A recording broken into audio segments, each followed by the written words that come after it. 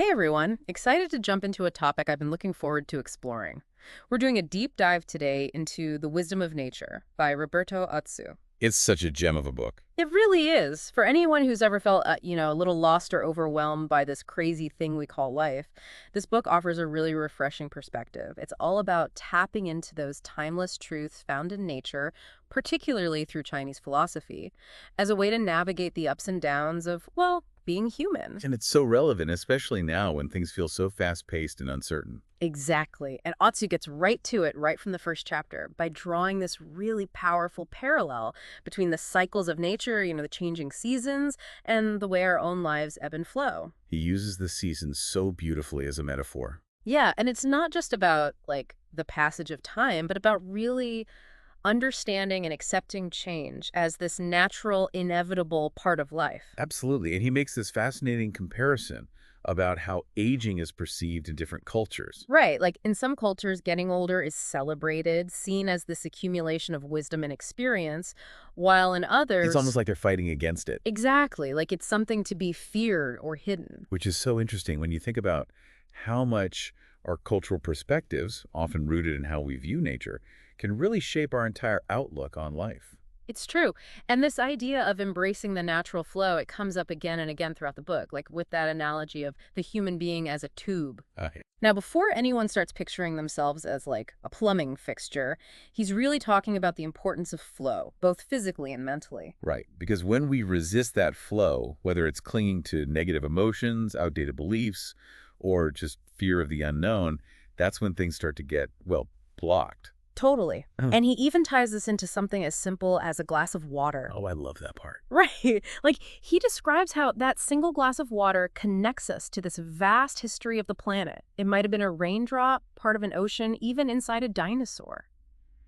It's kind of mind-blowing when you think about it. It really puts things in perspective. We're all part of something so much bigger and more enduring than our everyday worries and anxieties. Exactly. And that brings us to another powerful analogy Otsu uses, the bamboo. Ah, the bamboo. Right. So much to learn for the bamboo. Right. Like think about how it bends in the wind instead of snapping like a rigid oak tree. Such a powerful image of resilience. Right. And he uses this to talk about how important flexibility is, not just in like a physical sense, but in our thinking, our beliefs, and even our moral codes. Because if we're too rigid, too inflexible in our worldview, we risk breaking under pressure, becoming isolated from others. It's like trying to swim against a strong current instead of, learning to ride the waves. Exactly. And I think that's where the idea of wu-wei comes in, which Lao-Tzu also touches on. Which, by the way, is often misinterpreted as doing nothing. Right. It's not about being passive. It's more about aligning ourselves with the natural flow of events,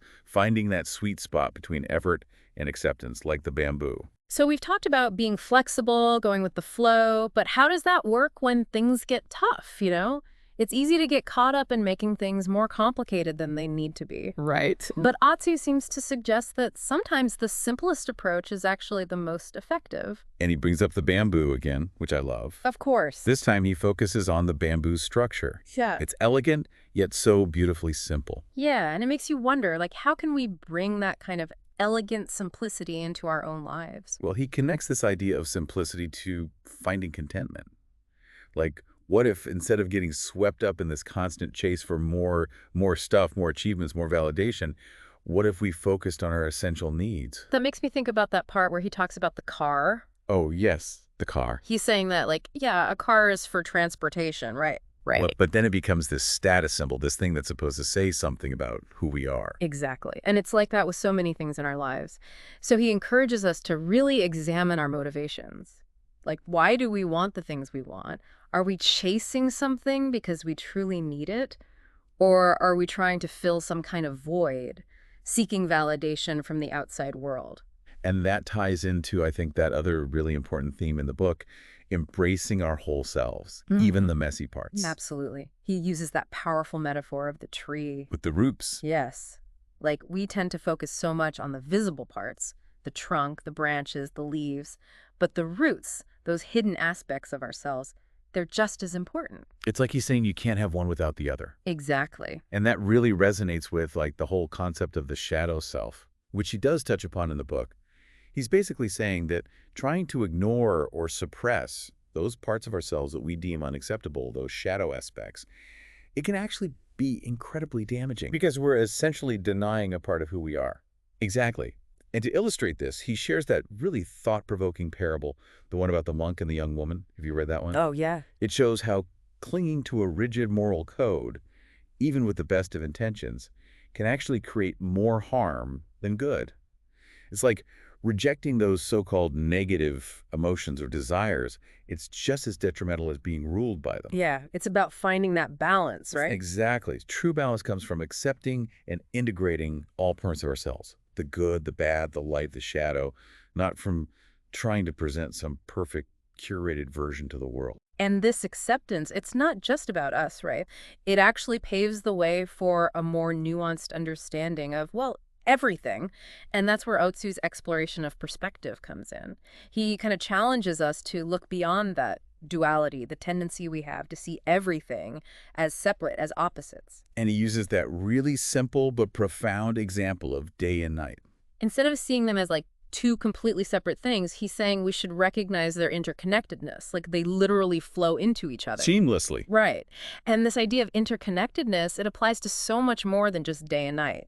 He's challenging us to see the interconnectedness in everything, even those things we tend to perceive as opposites. And you know what he brings up? What's that? The number 0. Oh, wow, okay. It took Western culture centuries to really grapple with the significance of 0, while in Eastern cultures, that concept of nothingness, of emptiness, it was more readily understood and embraced. That's so interesting. I've never thought about it like that before. Could it be that our discomfort with emptiness actually prevents us from seeing the world in its full complexity? It's like we're so focused on the what is there that we kind of miss the potential of what isn't there, you know? And speaking of potential, that reminds me of that part where Atsu talks about seeds. Oh, yes. And it's not just about the end result, like the fruit or the harvest. Right. He's really talking about the whole cycle, planting, nurturing, that eventual decline. Everything has its season. Exactly. And he uses this to highlight how every choice we make, every action, it's like planting a seed. And those seeds, they have consequences. It made me realize how often I don't think about the long-term impact of my choices. He has talking about karma here, right? Yeah, but not karma as in like some kind of cosmic punishment. Right, not punishment. It's more about understanding that our actions have natural consequences, like cause and effect. Exactly. And that story he tells about the woman who spends her whole life chasing material possessions but ends up feeling so empty. Oh, yeah. It's a good reminder to ask ourselves, what are we really investing in? What kind of seeds are we planting, not just for ourselves, but for those around us? It's deep stuff. It really is. And this whole idea of like zooming out, looking at the bigger picture, it connects back to what we were talking about earlier with perspective. Like, how often do we judge others or even ourselves based on these really limited snapshots of who they are or what they're going through? All the time. It's human nature, I think. But Atsu encourages us to kind of challenge that, to Yeah. try to cultivate a more compassionate and understanding way of seeing the world. Which is so much easier said than done, right? Oh, absolutely. Yeah. But like he says, judging others, it ultimately just creates distance and separation. And it prevents us from getting to the truth, from really understanding the interconnectedness of all things. And that reminds me of that part where he brings up the I Ching, the ancient Chinese text. Oh, yes, the I Ching. The way he describes it, it's like even in those seemingly random events, those chaotic moments, there's still meaning to be found. But we have to be open to seeing it. It's about challenging our assumptions, and being willing to admit that we don't always have all the answers. It's humbling for sure. Totally. So as we kind of resurface from this deep dive into the wisdom of nature, it really leaves you with a lot to think about. If we're all connected, like water constantly flowing and transforming in our actions, they have these ripple effects that extend way beyond what we can see. How do we want to move through the world? What kind of legacy are we leaving behind? Just something to ponder. Until next time, everyone.